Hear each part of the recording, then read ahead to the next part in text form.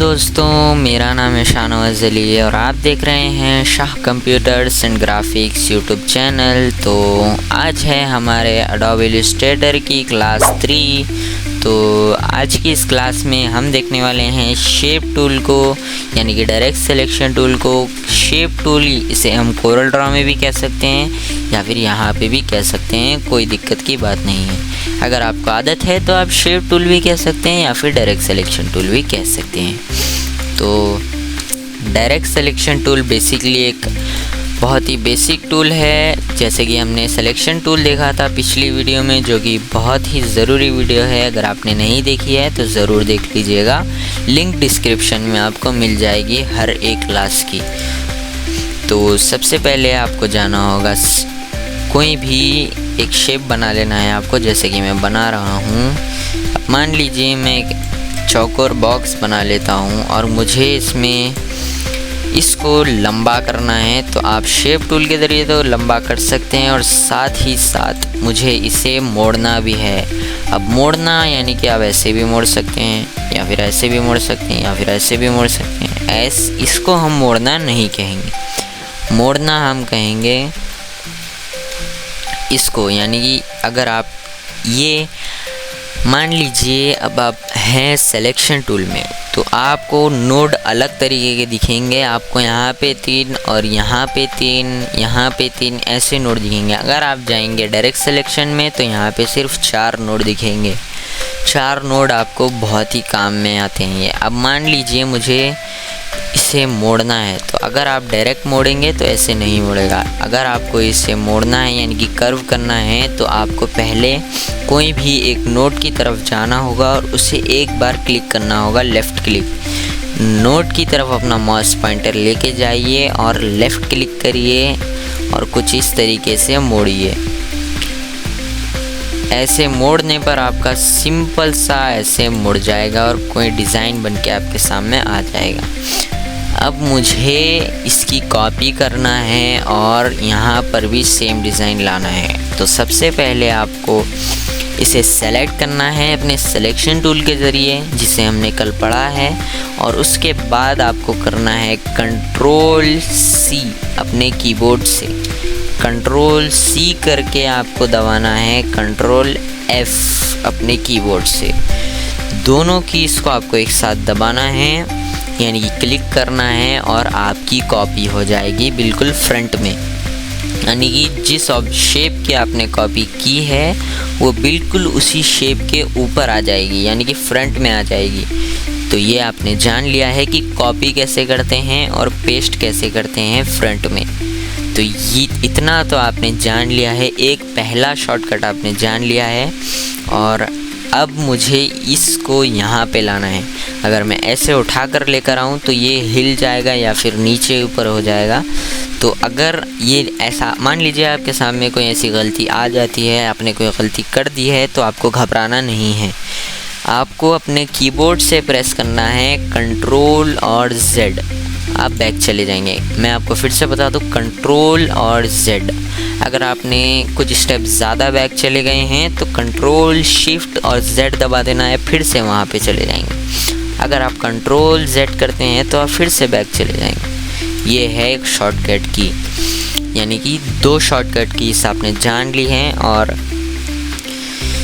अगर आपको इसे यहाँ पर लेकर जाना है तो सबसे पहले आपको इसे पलटाना होगा उस तरफ, यानी कि फ्लिप करना होगा। तो फ्लिप करने के लिए आपको चाहिए होगा फ्लिप टूल, जो कि होता है हमारे प्रॉपर्टीज़ में। अगर आपके पास ये प्रॉपर्टीज़ नहीं शो कर रहा है तो आपको जाना होगा यहाँ पे विंडोज़ में। विंडोज़ में जाने के बाद यहाँ पे आपको ढूंढना होगा प्रॉपर्टीज़, जो कि नीचे होगा पैटर्न ऑप्शन के बिल्कुल नीचे हमारा प्रॉपर्टीज़ है, जो कि टिक है। अगर आपका टिक नहीं है तो इसे टिक कर लीजिएगा। टिक करने के बाद आपके सामने प्रॉपर्टीज़ ऑप्शन आ जाएगा और फिर आपको अपने ऑब्जेक्ट को सेलेक्ट, यानी कि शेप को सेलेक्ट करना है और उसे फ्लिप हॉरिजॉन्टली टूल से फ्लिप कर देना है, जैसे कि मैं कर रहा हूँ। देखिए कुछ इस तरीके से, जैसे कि मैं कर रहा हूँ। ध्यान से देखिए, यहाँ पे होता है हमारा विड्थ और हाइट, उसके बिल्कुल नीचे होता है हमारा ये 2 टूल, जिसके ज़रिए आप अपने कोई भी शेप को या ऑब्जेक्ट को फ्लिप कर सकते हैं, यानी कि पलटा सकते हैं। तो जैसे कि मैं यहाँ पे फ्लिप हॉरिजॉन्टली कर देता हूँ, और उसके बाद अब मान लीजिए मुझे इसे ऊपर भी करना होगा, कुछ इस तरीके से कर सकते हैं, पर हमें नहीं करना है। तो अब मान लीजिए मुझे इस कोने पर लेके जाना है इसको बिल्कुल बराबर, तो आप कैसे लेके जाएंगे? अगर मैं ऐसे लेके जाना चाहूँगा तो फिर भी हिल जाएगा, कोई बात ही नहीं बनेगी। तो आपको कंट्रोल Z कर लेना है। मैं कंट्रोल Z से बैक जा रहा हूँ, और उसके बाद यहाँ पे आपको मिलते हैं अलाइन टूल। अलाइन टूल के ज़रिए आप बेसिकली यहाँ पे किसी भी शेप को या ऑब्जेक्ट को कोई भी कॉर्नर पर लेकर जा सकते हैं। जैसे कि मान लीजिए मैं ऐसे यहाँ पर लेकर जाना चाहता हूँ, यानी कि राइट में लेकर जाना चाहता हूँ बिना हिलाए और बिना ऊपर नीचे किए। तो आपको यहाँ पे जाना होगा हॉरिजॉन्टल अलाइन राइट टूल पे। अगर आप राइट टूल पे क्लिक कर दें तो ये बिल्कुल राइट में आपके चला जाएगा बिना हिले डुले। तो ये आपने जान लिया है। फिर अगर आपका ये ज़्यादा बाहर चले गया है तो आपको इसको एक बार सेलेक्ट करना है सिलेक्शन टूल के ज़रिए, और उसके बाद आपको अपने कीबोर्ड में एरो की के ज़रिए लेफ़्ट एरो दबाना है और कुछ इस तरीके से आगे बढ़ाना है इसे बिना हिलाए ढुलाए।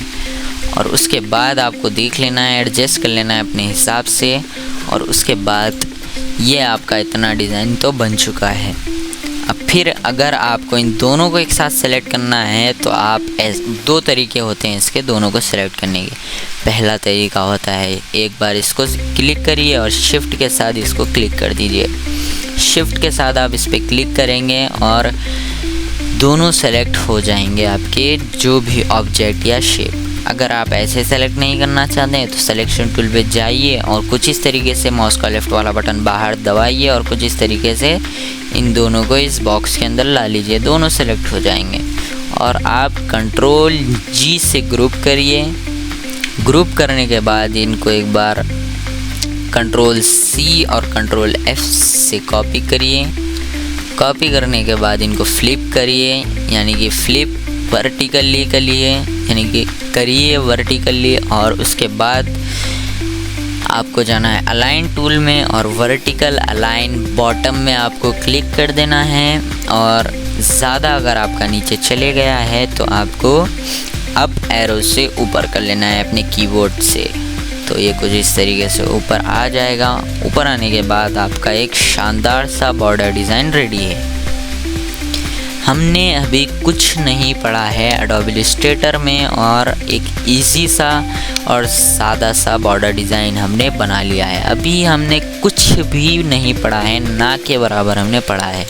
अब मान लीजिए इनको अब हम अनग्रुप कर देते हैं, राइट क्लिक करेंगे और अनग्रुप करेंगे। ग्रुप करने के लिए आपको इन दोनों को सेलेक्ट करना है और कंट्रोल G प्रेस कर देना है और ये ग्रुप हो जाएंगे। पर हमें ग्रुप नहीं करना है, हमें इसमें कलर कोई और देना है। तो हम इसमें कोई और कलर देने के लिए यहाँ से भी आप कलर दे सकते हैं और यहाँ से भी दे सकते हैं।